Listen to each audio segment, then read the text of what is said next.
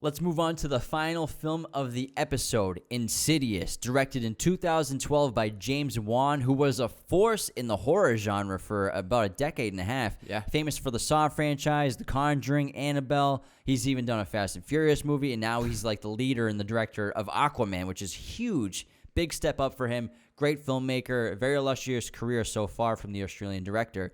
He's Australian. Yeah. Oh, I didn't know that. Insidious is a gripping story of a family in search of help for their son Dalton, who fell into a coma after a mysterious incident in the attic and is now trapped in a realm called the Further. They explore the paranormal and rediscover the past, the key to getting their son back once and for all. $1.5 million budget with $100 million box office. This was absurdly successful for a small independent horror film. Was this Blumhouse? Yeah, Blumhouse. I think this is one of Blumhouse's early big successes. This paid the bills for a little bit. Yeah. And this movie is very unique because we've seen so many paranormal movies, so many ghost movies. But what this movie did differently was it showed us the Further, what it's called in this movie, the Further, which is the realm and plane in which spirits live.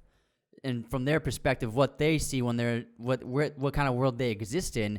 And it's this different dimension that is just surrounded by darkness, where these spirits who aren't ready to go to either hell or heaven, they just live on this plane, and time, there is no such thing as time in this world. And it's just a really fascinating take to see that perspective of the paranormal movie of where do these spirits come from and where do they exist when they aren't haunting the families. Yeah, and the Further in Insidious definitely reminds me of the Upside Down and Stranger Things, both very cool different realities, sort of planes. Everything's similar in terms of structures and the layout of the world, except for the rules of the world. And so, like, everything's darker in the Further, just like in Stranger Things. Everything's darker and kind of has its own effect from that the real reality. So very reminiscent of Stranger Things. I'm sure they got a little influence from this movie. And it's like a haunted house version of the Upside Down in Stranger Things. If you're into haunted house movies, this is right up your alley, because this is a great haunted house movie, but it's avoids cliches a lot, and it adds something new to haunted houses with the realm and the Further. And also, technically, it's not a haunted house movie, which is what I like about it, because we learn that the reason why these hauntings are happening is because Dalton, the son, is actually haunted. It has nothing to do with the house and everything to do with him, because as we learn, he's an Astro Projector, which is a person who can separate themselves from their physical body and then travel, their spirit form can travel into the Further. And I think it's a fun play on the ability. It's kind of like, so Dalton does this and he thinks it's just like lucid dreaming.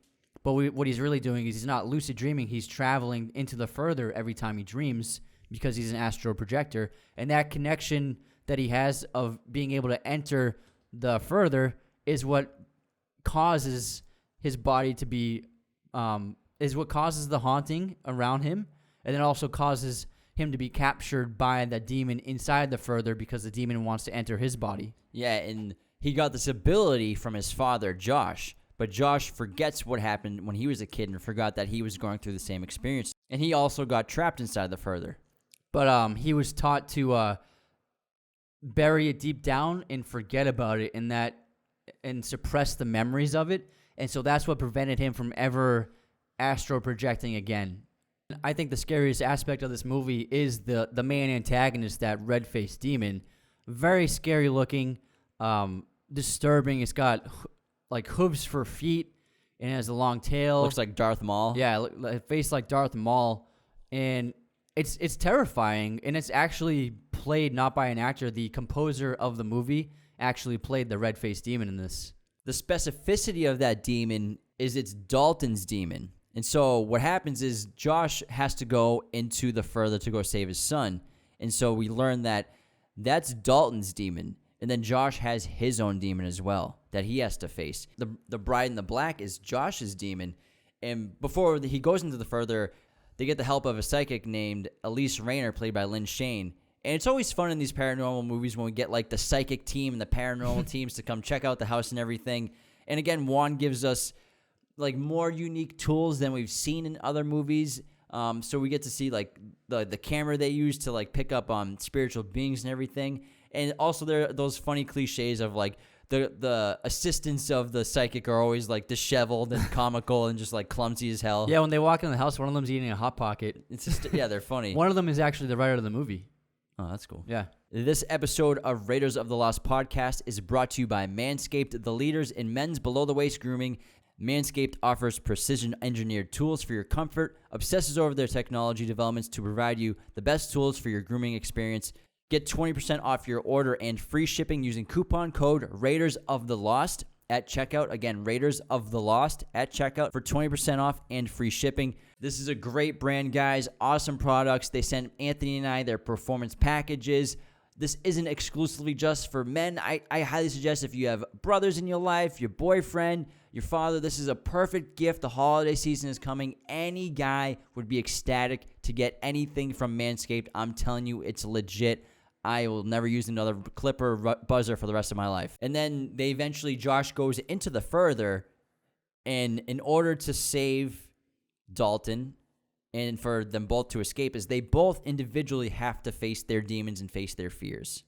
Josh ends up facing the bride in black and telling her to leave him alone, that he's not afraid of her anymore and that he's ready to move on with his life. And then obviously Dalton ends up going back to his body, and they both Josh and Dalton wake up in the real world, and all of the ghosts have been eliminated from the house. Or so we think, because there's that very ambiguous ending where Elise, the psychic, suspects something's wrong with Josh, and she takes a camera out and snaps a flash photo of Josh. And then Josh immediately strangles her to death in the chair. Renee runs into the house and sees that Elise is dead on the chair. And then there's a great final shot where Renee is yelling for Josh because she doesn't know where he is. And then all of a sudden, he comes up behind her and places a hand on her shoulder, and he's like, "I'm fine, honey. Everything's okay," because she looked at the camera and saw that the woman in black has actually possessed his body. So she somehow prevented him from going back into his body in the further, and she entered his body, which is a great ending for the movie because, like Sinister, the demon ended up winning. And this spawned a good franchise so far. And it's a franchise that's made over $500 million total between all the sequels. And you wish that Sinister was able to turn this into a successful franchise as well. But Insidious is a very cool movie. I love ambiguous endings. James Wan's a great director. Did a phenomenal job with this film. It's a really scary movie. If you haven't seen it, or if you have seen it, check it out ASAP because it's a good time, guys. Yeah, it's a fun, unique twist on the ghost story. And Wan did a great job.